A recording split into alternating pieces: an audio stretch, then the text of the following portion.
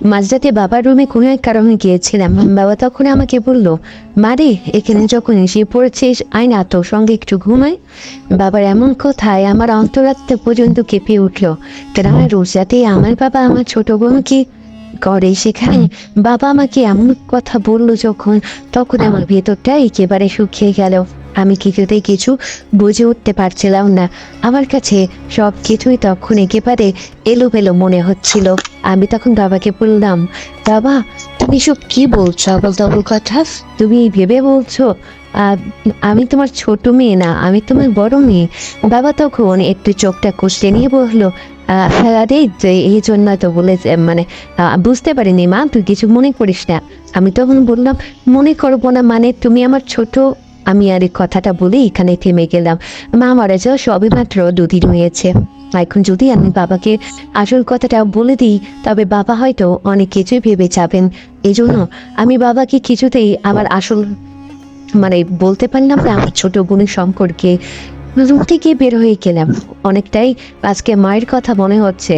আর যদি আমার মা বেঁচে থাকতো তবে হয়তো মা আমাকে অনেকবার বলতো, মারে তুই তোর ছোট বোনকে উদ্ধার কর তোর বাবার কাছ থেকে, তুই তো ছোট বোনকে তোর কাছে ঘুমা। কিন্তু মা মারা গিয়েছে 2 দিন হলো। আমি মানসিকভাবে অনেকটাই ভেঙে পড়েছিলাম। এদিকে আমার ছোট বোনের প্রতি বাবার এমন আচরণ আমার মোড়ে স্বাভাবিক মনে হচ্ছিল না। আমি আমার ছোট বোনের রুমে গেলাম, গিয়ে দেখতেছি আমার ছোট বোন সকালবেলা গোসল করে রুম থেকে বেরিয়েছে।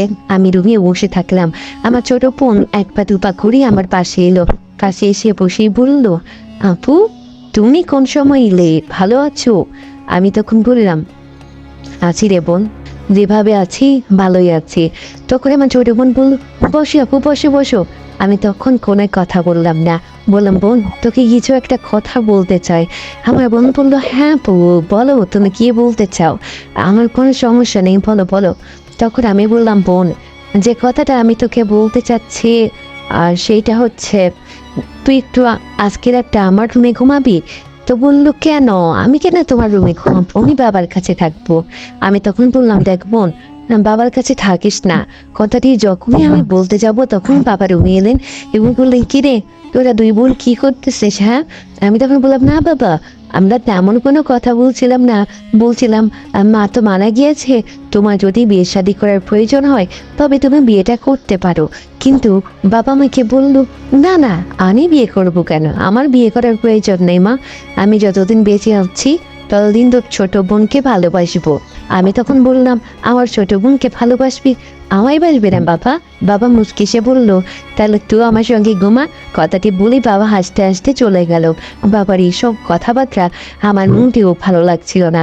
আমার ছোট বোন তখন কি যেন হলো, বাবার পিছন পিছন সেও চলে গেল। মনের মধ্যে অনেক সন্দেহ, অনেক প্রবণতা বেড়ে গেল।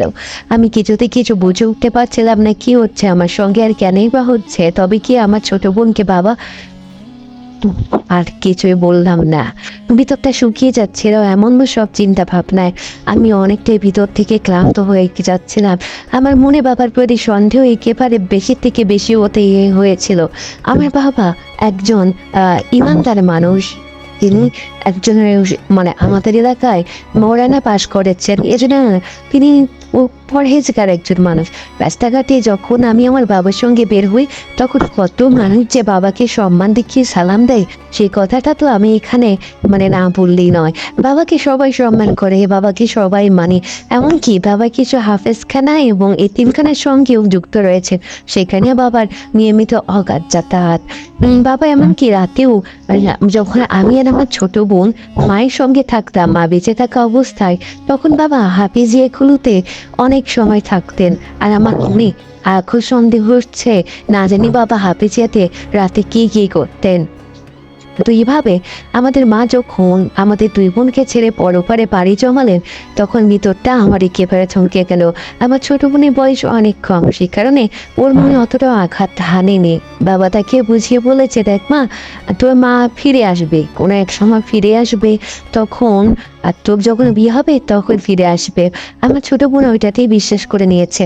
কিন্তু আমি একটু বড় হতে আমি বাবার এইসব আজগুবি কথায় কিছুতেই বিশ্বাস করতে পারছিলাম না। মনের মাঝে অনেক কষ্ট হচ্ছিল, তবে আরো বেশি কষ্ট হচ্ছিল যখন আমি নিজের চোখে দেখি আমার ছোট বোন আর আমার বাবা, কি আর বলবো, বুঝে নিন। তো আমার ছোট বোন এবং আমার বাবা আর যে আমার মা মারা গিয়েছে, এতে বাবার চোখে মুখে আমি কোনো আফসোস দেখতে পাচ্ছি না। মানে বাবার চোখে মুখে কোনো আফসোস নেই। বাবা কেমন জানি হাসিতে খুশিতে রয়েছেন, এমনটা ভাবে আছেন। তা আমার এসব দেখে খুব কষ্ট হতো। আমি তখন বলতাম, বাবা প্লিজ বাবা, তুমি আমার মাকে একটু মনে করো। বাবা বলতো, তোর মাকে মনে করবো কি, তোর মা যেখানে আছে ভালোই আছে, মানে এসব বলতো। কিন্তু যে মানুষটা পরহেজগার করে, যে মানুষটা অন্যের কেউ মারা গেলে নিজের গিয়ে দোয়া পড়তো, সেই মানুষটা আমার আপন মা, মানে তার আপন বউ মারা গিয়েছে, অথচ তার চোখে মুখে কোনো অনুশোচনা নেই। এটা আমি কিছুতেই মেনে নিতে পারছিলাম না। দিন এইভাবে আঘাতে থাকে, আমি ভিতর ভিতর শুকিয়ে যাচ্ছি।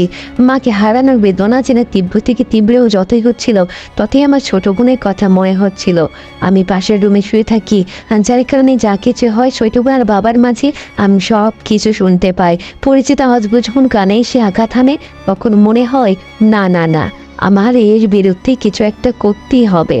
তো সে রাতে আমি আমার ছোট বোনকে বললাম, বোন তুই এক কাজ কর। তো বোন বলল, কি করবো আপু? আমি বললাম, আজকে রাতে তুই, আমি আর আমার বাবা তিনজন মিলে একসঙ্গে খেলবো।